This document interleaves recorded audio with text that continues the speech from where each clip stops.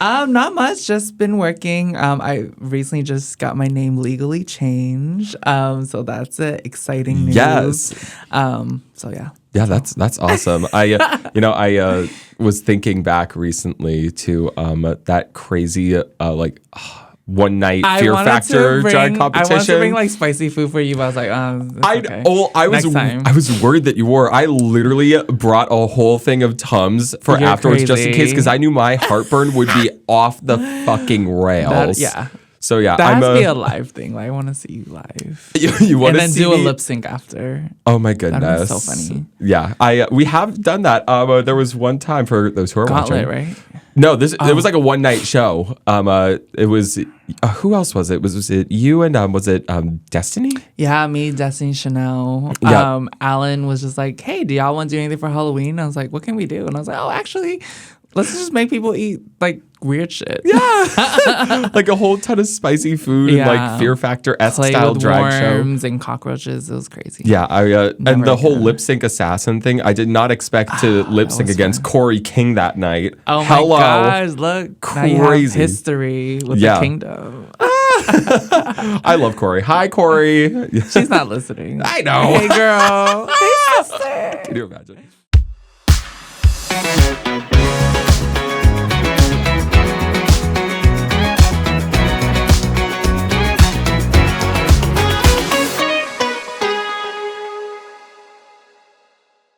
Hello, chicken, and welcome back once again to the Chicken Coop, your backstage pass into the ever-changing world of drag production.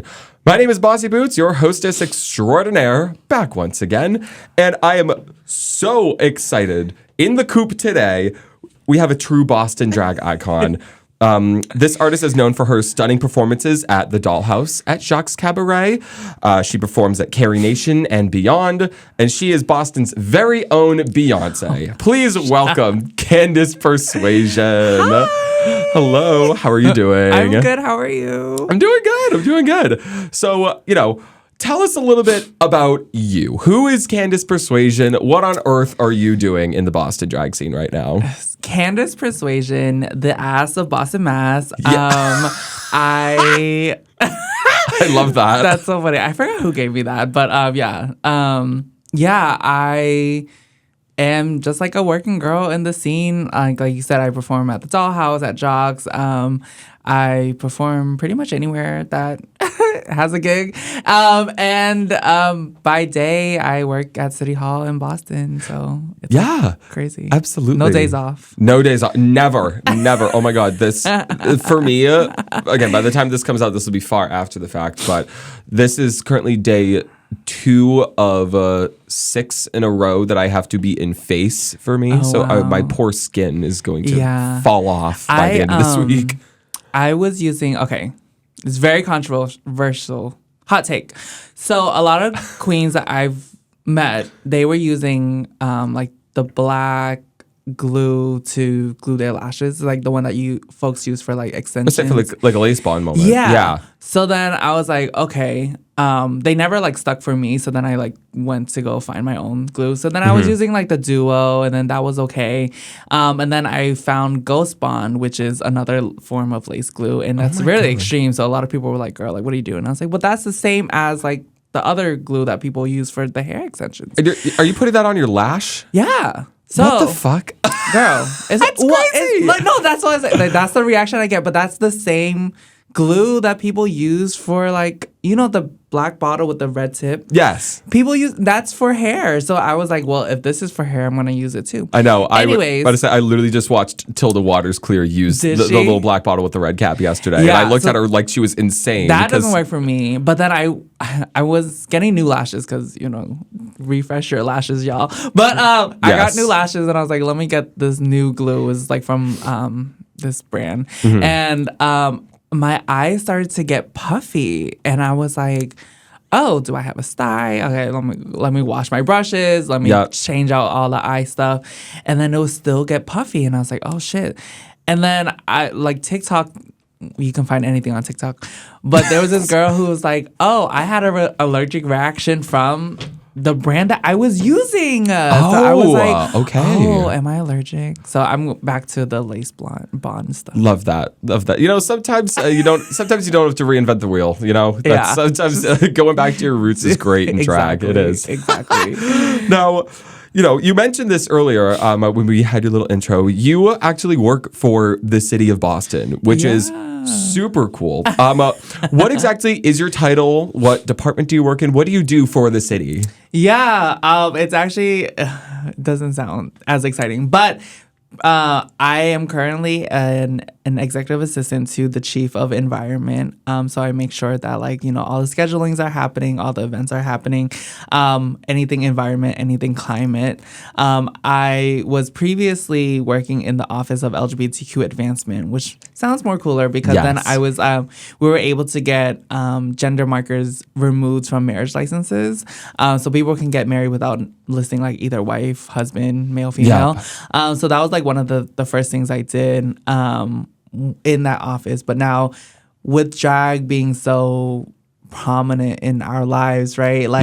There was a point where I had to just choose a better work-life balance. Yeah, so, absolutely. So I moved to a role that had a little bit less responsibilities, which, Yeah, well, I mean, when you do drag at the rate that you do, if for those of you watching, Candace Persuasian quite legitimately is somewhere, I feel like every single day of the week. No word of a lie.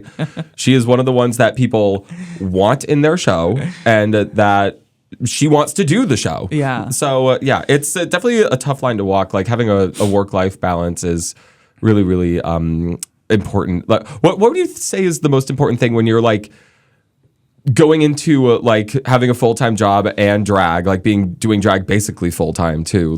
What are some pro tips? What are some things that you've discovered about yourself that could possibly help others that are struggling, such as Bossi Boots? You know what? It's always good to have insurance. So having a full-time job will supply that for you. Yes. And doing drag full-time is great for those who do that. But I think for me, when I had a transition period where I wasn't working, I was just nervous about my hormones, anything like that. Health. Yeah. It was what if I just fall and break my leg, which I haven't done in years. But those things happen in your mind. So I was having insurance and using city benefits or work benefits to your benefit, right? Yeah, absolutely. And think of drag as your side hustle, and your job is to fund that side hustle. Yeah, exactly. There are so many artists that are doing drag full time, and some people really do make it work though. Especially because Lily Rose Velour. Hi, Lily. I know she's watching this. Yeah. But yeah, she came on this podcast a couple months ago, and she's out there traveling. She's everywhere. P-Town, Boston. She's all over the place. So it's tough. When you're doing drag full time, it's an investment. It really is. It's not just I decided to do this because I think it'll be good. It's no, I'm doing this because I know I can. You should go into it being super confident. For sure. Yeah. There's days where I'm I do not want to go into this office.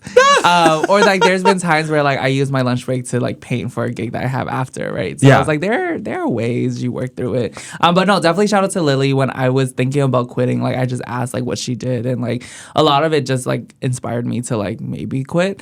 But I think I'm very I need security, I need money. Yeah, that's the thing too, is that I feel for a lot of the full-time drag artists, they enjoy it too because they don't like the 9-to-5 lifestyle. It is insanely hard to go from a day job and then have to do a gig at night. Even when I was working at a certain coffee shop, waking up at 4 in the morning. I was wake up at 5, and then you get off of work at 1, but then you crash out by the time you roll in from the gig at 2 in the morning. Yeah, for so sure. It's hard. Yeah, and then for those who are full time, please invest in or just look up different grants, different money. There's so much money in the city of Boston that are catered to artists. So you just gotta find what I've learned from working at the LGBTQ office was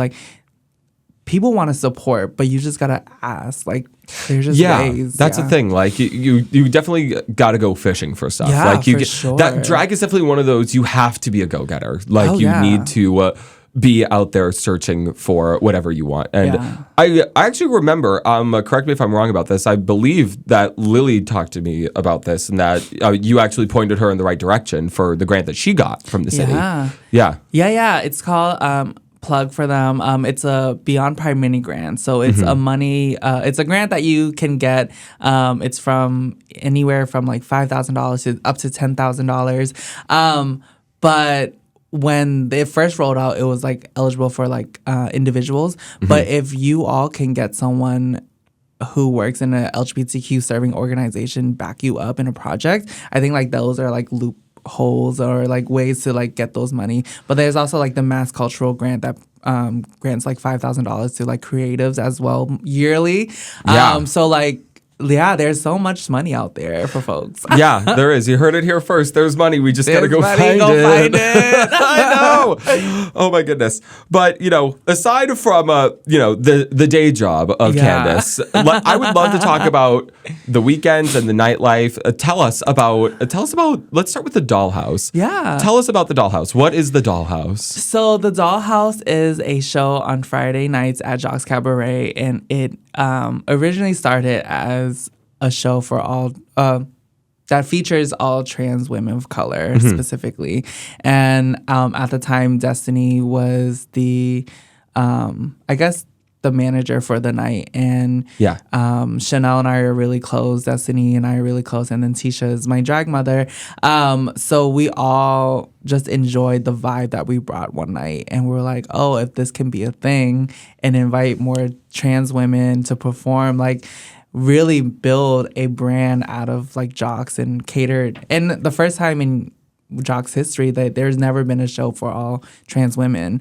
So that was like something that we wanted to highlight. As it's grown, like I wanted to make sure that I'm intentional about like including trans masculine folks as well. So we recently did like a Ken's takeover. Oh yes, I saw with MT Heart. Yeah, MT Heart, Ben's Aslek, and Tequila Cowboy in honor. And it was on the week of like Trans Awareness Week. Because like oftentimes like trans women do get more like limelight versus like the trans masculine folks and then non-binary folks as well. So like wanting to make sure we're expanding the Dollhouse to like Dollhouse and Friends, so like I think that's really something to be conscious of too. Like like it's great to have performance spaces like this as well, but like I appreciate and value the way that you're able to expand upon your show ideas to still like have an umbrella of people in a community that you're serving to not intentionally like exclude others. I think that's really, really special. And like for me, like starting off in the scene, like everyone was just so nice to me, and I know that might not be the case now for anyone who's coming in. So I just want to be everyone's friend. So like if you have some performance that I enjoy, I like want to book you immediately, and like Dollhouse is sometimes the gateway for me to be able to book those people. So.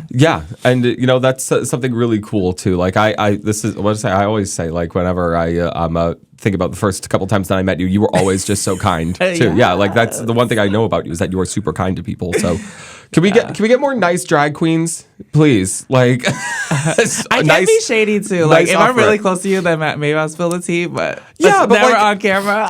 Well, that's the thing. So many people like skip the pleasantries, and I'm like, hello. No, true. Like people do go straight to like being the bitchy, like the better than everyone. But no, like start with someone's name first, and then see if you like them or not. Yeah, like I don't know, like that kind of style is just so tired to me. Yeah, it's like it's almost done. By the time this episode comes out, it will be 2025.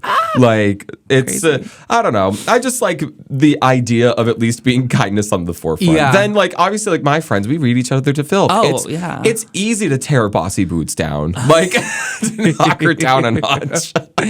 And I do it with pride. So that's the Dollhouse. If you haven't seen the Dollhouse, it's every Friday? Every Friday. 10 o'clock. Every Friday at 10 o'clock at Jacques Cabaret. Yes. So obviously you do so much more in terms of performance besides the Dollhouse. What are some other like staple places that you perform? Carrie Nation is definitely where like the start of Candace like really kind of like popped off. Like that was my Sabrina Carpenter moment, right? Like that's my espresso moment. Sure.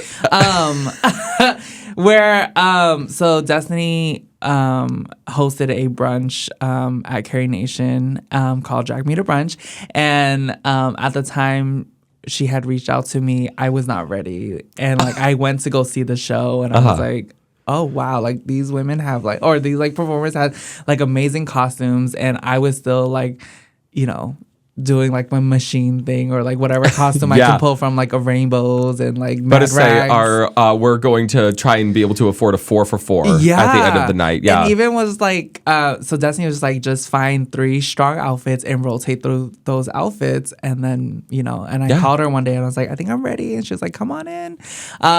So it started off with like getting my first booking with Destiny, and then from there it was like I'll come in to help like record or like because you know like for performers we always want to see content of ourselves. And absolutely. So like I went to the in college I did a lot of like video editing and stuff like that, so I wanted to like show my gratitude to Destiny specifically, and was like, oh, I will record like all the content and stuff like that. Oh my God. And then slowly she was like, oh, maybe do you want to do a tip spot? And I'll do a tip spot here and there. And then from there, like it became like a weekly thing. And it's been going on for like 7 years now, 8 years now. Yeah. Yeah. That's awesome. You know, the thing is like the longevity of drag shows, like especially like when they like go back to like pre-pandemic, like that just shows you like the kind of loyalty that people have to some shows. Like if they're that good every single time, people certainly come back. Like for sure. Like selling it to people is super, super important. Yeah, like getting a recurring audience is it's a very special feeling. So for sure. Yeah, shout out to the Carrie Nation. Shout out to Carrie Nation. Yeah. Shout out to Boots in the Mill and all the stuff that you do. Like you have a recurring stuff too. So. I do. Yeah. You know, like the thing is, oh, wow, I'm talking about me again. Jeez, do it. 2 episodes in a row. The thing with Boots at the Mill, which is hosted by me up in Lowell. If you've never been to Lowell, you should go. It's great.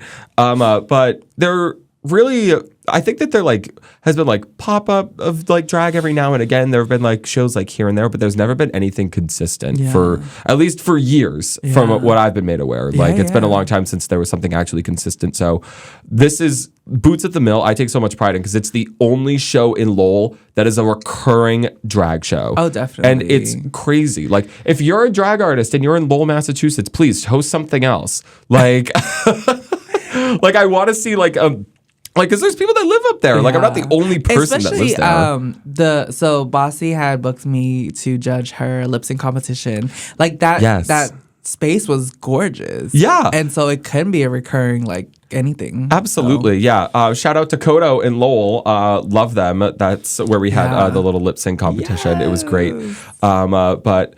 Yeah, no, that's the thing. Like, there's so many great spaces in Lowell, sure. Like between restaurants, bars, a lot of local spots, and I feel like local bars are the best spot to do drag. Yeah, and I remember now we're like post-pandemic, and now everyone is doing drag, and I think that there have been times where like folks were like, oh, when are you gonna book me? When are you gonna book me? And they expect like those like bookings. But I've told so many people, there's so many spaces out here that want to capitalize on drag. Do your own show. Like you don't have to wait for a booking. Like just do it. Yeah, I'm gonna say it's that's kind of the thing that I guess I kind of had that mindset when I first started producing too, because I was like, if I want to do drag more often, I was like, how could I get creative? I literally just started thinking of like show ideas. Like it just happened on a whim. Yeah. And I was like, what can I do? Who can I reach out to? Like, where can I analyze the market to see like who would feel a need for drag like this? And I guess that comes from my business background and my management background as well. So I guess I had a one up there. Yeah. But, you know, I strongly encourage to be creative. Think of like your own show. Like if you want the booking, book yourself. Yeah, no more drag brunches. I think we have too many at the moment. There are 14 million brunches, and that's the thing. I don't even do brunch. I think I've done like 5 brunches ever in my life. Yeah.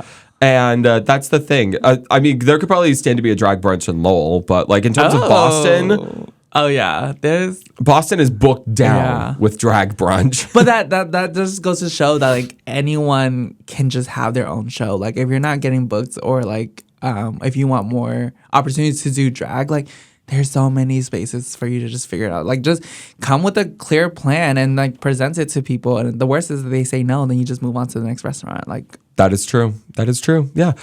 Speaking of a clear plan, I love asking people about this too, because obviously there's a lot that goes on behind the scenes of drag shows. Like, there's a lot that goes into putting on a show. What are some of the behind the scenes things that you've been involved with, or some recommendations that you would have to people for, like, if you're going to produce a show, have your shit together for this specifically?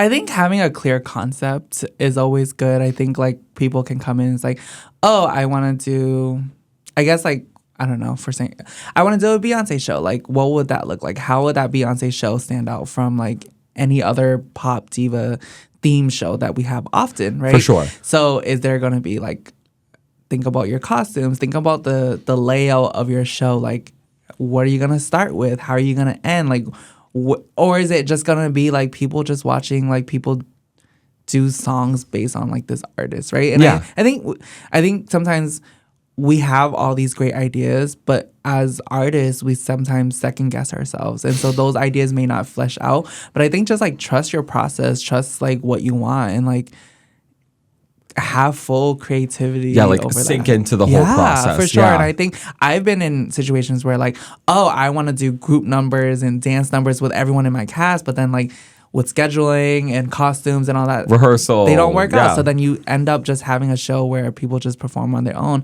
and those are nice. But I think when someone is wanting to produce something new and creative, like hone into what you want and then make it happen. Thinking outside the box is super, super important. Yeah, like, you know, especially because again, like there is a demand for drag. There is, but you know, when you're putting on just the cookie cutter show, you go in and you do a lip sync and then you leave and there's like 5 people. Like, people get tired. They do. Like, it's like, how can we evolve drag? How can we evolve the show? And just like you were talking about earlier, like going back to the Dollhouse, you were like, how can I make this show more appealing to people to come back, and like how can I keep things changing and fresh? So, for sure. Because unfortunately, as much as we would love to, we can't put on the same show every single time. So that's something that's some really good insight. So thank you for that. Now a couple things that I want to get into. First off, obviously, gorgeous, beautiful trans woman.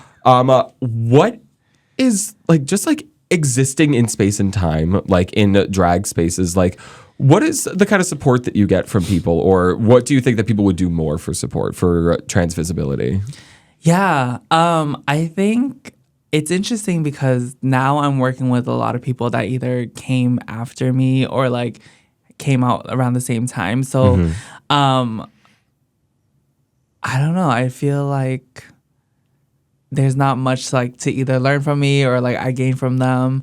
But in terms of visibility, I think it's always about when you book your shows, just be intentional of your cast. Like, and people may clock me for this, but like, I do believe like, yes, you can book your friends because you know what your friends and your circle provides when you want a good show. Certainly. But definitely look at like how you can keep those friends but also switching it up, right? And so the Dollhouse has a set cast, but how do you like intertwine other pieces in it? For sure. Yeah, just looking at your cast, looking at how you book things, or just like thinking of how you can go bigger. But absolutely. I appreciate that. I think that that's really awesome. And you know, there's if you haven't seen it, there's this really cool clip of Candace at a Beyonce concert holding up a trans is beautiful sign, and Beyonce just so happened to read that sign. Yes. What was that like? Because obviously, more background. Candace, like I said at the beginning of this podcast, is Boston's Beyonce, quite legitimately. What was that like? What was that like? Just that feeling in that moment there. I love talking about this story, and I can go on about it. So Beyonce was coming to Boston maybe in 2013, and this was like I don't know what tour, Mrs. Carter tour, and I couldn't afford to go, and I was like, the most I can spend was like $100, but that was like the nosebleeds. Yeah. And so like you get FOMO because like your favorite artist is in town. Absolutely. But like working hard and just like really investing in my craft, I was able to like afford floor seats when she came out with the Renaissance tour. Yes. And I didn't know I was gonna write "Trans is Beautiful" on the sign. I was like, oh, it'd be cool if she says my name. But in a situation where like she was just like reading names, like it could have been another Candace that she read. It could have been, you know, so like it wouldn't be special. And me and Destiny and Dee Dee, we were all like planning, like, I say, wouldn't it be funny if we got Beyonce say "Trans is Beautiful"? Like how gaggy would that be? So I had initially wrote "Say My Name, Candace Persuasian." And as my partner and I, we were leaving the hotel room, I was like, wait, let me just quickly switch this. And I just like wrote "Trans is Beautiful." Total and last I just, second like, decision. Yeah, and I just like left. And I was like, oh, I'm nervous. Like, and I was like at the barricade. So like she eventually saw the sign during the show, but like she was singing, so she wasn't gonna read the sign. And so I was like, I kind of gave up. And but there were moments where like her videographer team would like come and record people in the audience, and I would like sing the song, like forgetting about my sign. But now she's at the end of the show, she's flying over the audience and just reading a bunch of different things, and I was like, okay, this is like my last moment. So I like held it up. It wasn't even in black ink, it was in like teal and purple. So I was like, I'm sure the lights were blinding her or whatever. So like, there's no way she's gonna see this. But I saw her smiled at me, and I was like, oh shit, like I think she's gonna sue it. And she said "Trans is Beautiful," and I like, oh, that was like the crazy moment. Yeah, it was crazy. That is, that's insane. that's so so definitely cool. Totally last minute. But I knew like I wanted a bigger message, right? It'd have been nice if she said Candace, because whatever. But I think, you know. Yeah, absolutely. And, you know, that's the thing, too, is that Beyonce isn't exactly at the forefront of, like, political and social issues. She's not the first person to talk out about something. So getting these messages from her every now and again is, like, just, like, reminders of, like, yep, normal person thinks this. So it's really cool. And it was really cool because Laverne Cox, who, like, kind of started the hashtag "Trans is Beautiful," she was in the stadium as well at the show where Beyonce read that sign. So I know like that probably meant something for her as well. So like the message like is universal, right? Absolutely. And I know you know, Beyonce may not always be politically like involved, but I think for that moment, for those it mattered to those people, right? So absolutely. And I think that's just even just like a bigger message too. Like that's kind of why we do drag too. Like what we say matters. The messages that we give to people matter, like based off the way that we're booking shows, based off the way that we're interacting with one another, like just like off stage or backstage. You know, I think that there's so much that goes into you know, being a community and being involved in each other's lives, like even if it's just like at the bar, like there's still such deep meaning behind all of it. And like like at the end of the day, like it's a job, like we're coworkers or sisters or family or whatever, but a lot of people, like these are their only connections to like queerness or like being able to be themselves, right? So like, cherishing those like connections, but also like it's okay to just like have a drink with a friend at the bar and watching your other friends perform. Like say I you know, I was in Providence this past weekend. That reminds me, and you know, it's rare moments that I get to actually like go out to a show like not in drag. So being able to just go and like cheer on my friend Tilda Waters Clear. I drove her to Providence because she had a show. Hi Tilda. Being able to just like watch her and support her and like see like the Rhode Island girlies that I haven't seen in a while because I don't go down to Providence often. It was really nice to just be able to like sit there and cheer people on. Like it's a nice, refreshing feeling. Like having that work-life balance. See, it all comes full circle. It's so funny that this just popped in my head. I actually have not seen you out of drag since like the day you like started doing drag. Like it's been that long. I feel like, and like, say, do you know what I look like anymore? Jeez. And you used to have curly hair and glasses. Like that's what I remember. But that's to say, like, you know, like Bossi and I, we're not always in the same circle. But like every time I see you, it's always been just Bossi, and I was like, oh, I haven't seen that person in a while. No, that's crazy. Yeah, it goes to show you once you dive in, you don't come out. No, literally, it's true. Yeah, she's working. Yeah, absolutely. Yeah, I actually woke up just like this. Exactly. All right. Well, I think that's all that we have time for today. Yeah. Well, Candace, thank you so much for coming on. This is a wonderful conversation. Yeah, seriously. it was fun. So tell us, where can the people find you online, in person, beyond? Plug your shit. You can find me on Instagram, Candace Persuasian. It's a mouthful. CandacePersuasian. And I'm at Jacques often, Friday and Saturday. I'm usually there. Sunday at Carrie Nation. But also, like, I'm not above saying no to a gig. Like, I will say yes to anything that, like, I find interest. I've worked for free. I worked for $100 even till this day. Like, I enjoy doing. So, like, feel free to just, like, if you want to hang out with me, book me. If not, then I'll see you later. Love that. Thank you so much, Candace. Thank you. And once again, my name is Bossi Boots. I've been your hostess for the Chicken Coop once again. Just want to give a huge shout out to Peabody TV and to Randall, my amazing producer. I love you so much. Could not do this without her. She listens to me ramble live in the studio and edits my rambling afterwards for weeks on end. So thank you so much to Randall and Peabody TV. And once again, you've been listening to The Chicken Coop, your backstage pass into the ever-changing world of drag production. Goodbye, chicken. Bye. That was fun. Yeah.